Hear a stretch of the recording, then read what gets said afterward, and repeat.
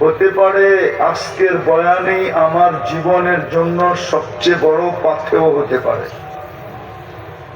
আমার জীবনটাকে চেঞ্জ করার জন্য এটা জাদুর কাজ করতে পারে,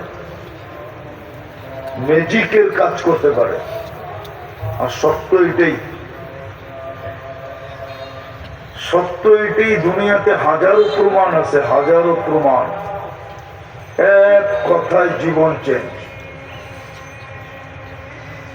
বনি ইসরাইলে একজন বদমাশ ছিল, বদমাশ, যার নাম ছিল কিফিল। যে নিজেকে মানুষ মনে করত না। কখনো কখনো মানুষ অভ্যাসের কাছে পরাজয় বরণ করে।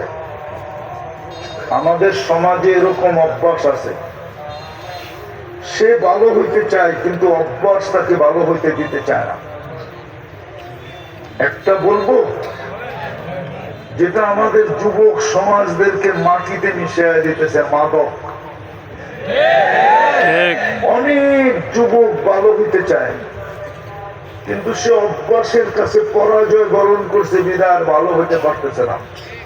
তার ঘরওয়ালারাও চায়, আত্মীয় স্বজন সবাই চায়, বন্ধু বান্ধবও চায়, কিন্তু সে পারতেছে না। কেন সে পারতেছে না? এই